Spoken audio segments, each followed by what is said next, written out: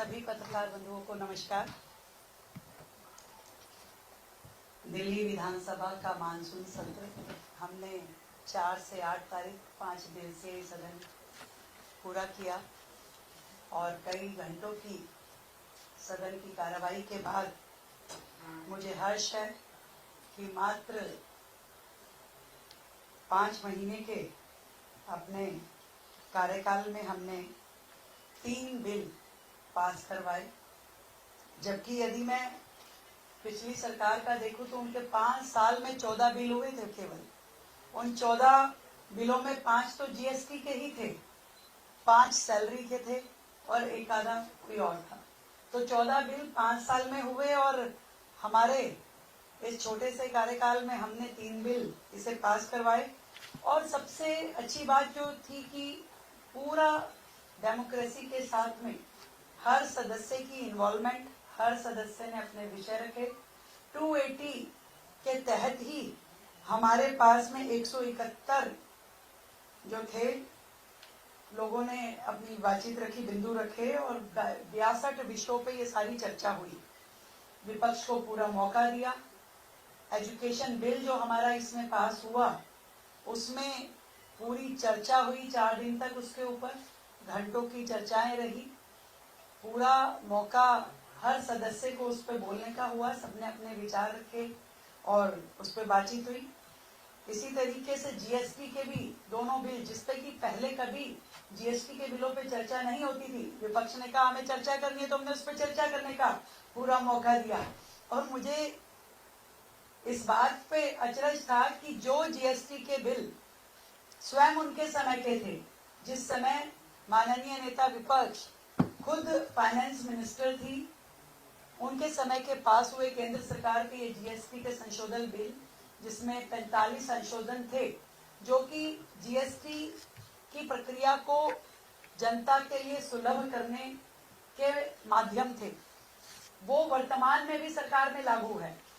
उन सारे संशोधनों पे सरकार काम कर रही है, चल रहा है, उनके अकॉर्डिंगली ही काम चल रहा है। और वो लगातार जिस तरीके से अनजान बन के कि हमें इसकी जानकारी दी जाए, तो ये बड़ा हास्यास्पद था।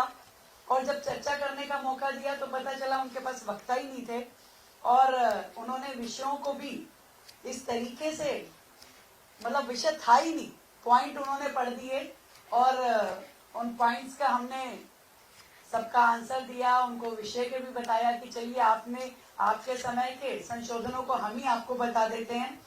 और जो भी पूरा बिजनेस इस विधानसभा सत्र के दौरान हुआ, जिसका एक विषय था वो जो विधानसभा में फांसी घर, जो झूठ और प्रपंच पिछली सरकारों ने रचा, तो उसका किला भी इस सत्र के दौरान ढाया गया।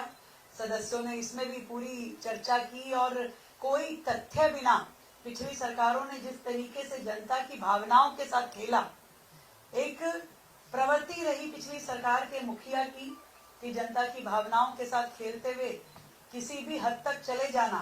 और दिल्ली विधानसभा की ये बिल्डिंग जो कानून बनाने के लिए है, जो जनता दिल्ली को चलाने के लिए थी, वहां उसे फांसी घर साबित करके उन्होंने लोगों की भावनाओं के साथ जो खिलवाड़ किया, वहां पे उस पाखंड का भी अंत हुआ। ये भी एक अच्छा विषय रहा। कभी भी 280 पे इस तरह की चर्चाएं पिछली सरकार के समय में नहीं होती थी। जो भारतीय जनता पार्टी की सरकार ने डेली 1 घंटा 280 पे चर्चा होना अपने आप में एक ऐसा विषय था जिसमें सभी माननीय सदस्यों ने अपने क्षेत्र की समस्याएं वहां कही और वो सारी जितने भी विषय वहां आए थे हमने विभागों को भेज दिए हैं। उनका जवाब उन सभी माननीय सदस्यों को दिया जाएगा। एक बेहतरीन लोकतांत्रिक पद्धति का अनुपालन करते हुए दिल्ली सरकार काम कर रही है।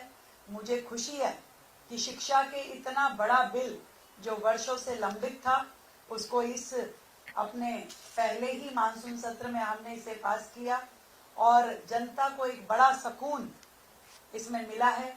पूरी दिल्ली भर से पेरेंट्स का धन्यवाद सरकार को मिल रहा है।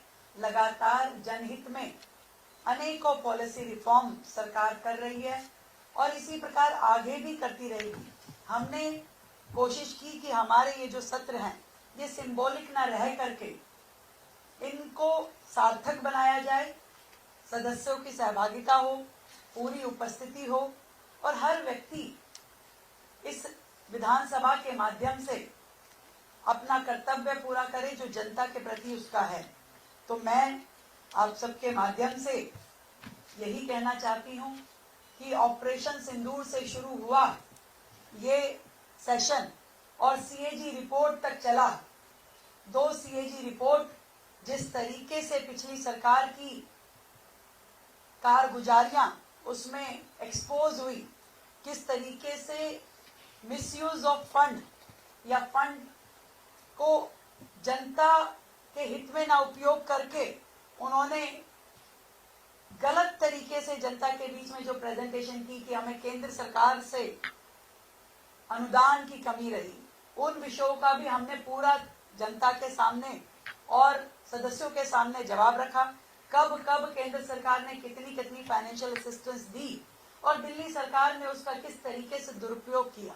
यमुना सफाई के नाम पे फंड मिला तो उसमें काम नहीं किया, अमृत योजना में फंड मिला तो उसमें कूड़े के पहाड़ इत्यादि का काम नहीं किया। और हर जगह उन्होंने यहाँ तक कि 52,000 करोड़ रुपए जो जीएसटी सेस के माध्यम से दिल्ली सरकार को मिले उसका भी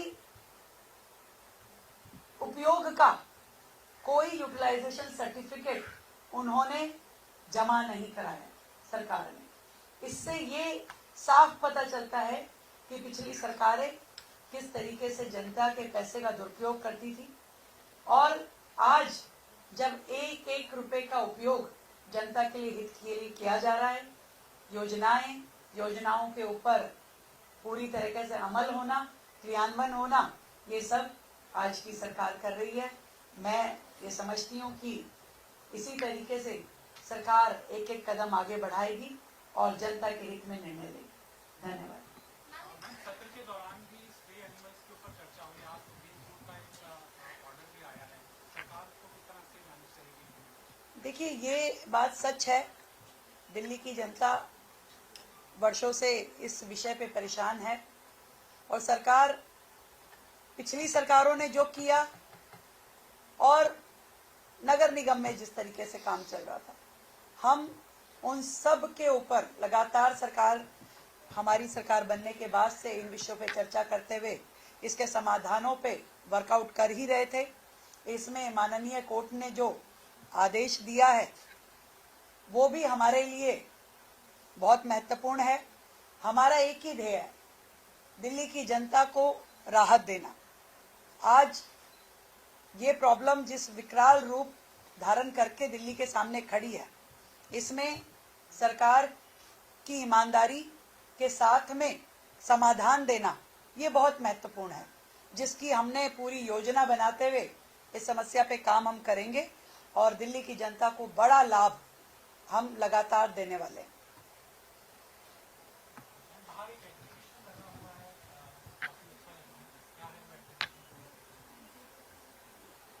दिल्ली सरकार हर एक उत्सव को बड़े मन से मना रही है, पूरे शहर को जोड़ते हुए, हर वर्ग को जोड़ते हुए। अभी स्वतंत्रता दिवस का इतना बड़ा एक हमारा राष्ट्रीय त्योहार है। दिल्ली में वर्षों बाद भारतीय जनता पार्टी की सरकार है। हम चाहते हैं कि ये धूमधाम से राष्ट्रीय पर्व पूरी दिल्ली में मनाया जाए। हर स्कूल, हर इंस्टीट्यूशन, हर व्यक्ति इससे जुड़े। हर घर तिरंगा का एक बड़ा ड्राइव दिल्ली सरकार कर रही है और हम झंडों का जो वितरण है, 22 लाख झंडे दिल्ली सरकार द्वारा जनता में वितरित किए जा रहे हैं।